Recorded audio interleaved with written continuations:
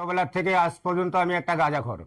গাঁজা এমন একটা প্রকৃতির জিনিস যেটা আল্লাহ পাক রাব্বুল আলামিন তার সরজমিনে সৃষ্টি করছে এবং তার সঙ্গে তামাক নামের একটা পাতা তৈরি করছে। দুইটাকে সংমিশ্রণ করে আমরা পাগল মানুষ খাই, অলি আল্লাহর জিগি রাজগার করি। আমরা সর্বদাই আল্লাহর অলির নামের উপরে ব্যস্ত থাকি, মানুষের মঙ্গল করার চেষ্টা করি, কারো কোনো ক্ষতি করি না।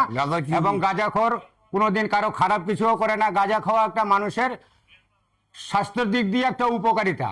গাঁজা কি গাছের পাতা? হ্যাঁ, গাঁজা একটা বাংলার জমিনে তৈরি হয়, আল্লাহর সরজমিনে সৃষ্টি হয়। তার অরিজিনাল নাম হচ্ছে ফুল, এম ফুল, গাঁজা না। তার অরিজিনাল নাম হলো এম ফুল। আমি চট্টগ্রাম থেকে খাওয়া শিখছি। চট্টগ্রামে গাঁজার নাম হলো এম ফুল। এম হলো মোহাম্মদ, ফুল হলো ফুল। মোহাম্মদ থেকে এই ফুল জন্ম। আল্লাহ পাক রাব্বুল আলামিন তৈরি করছে এটাকে।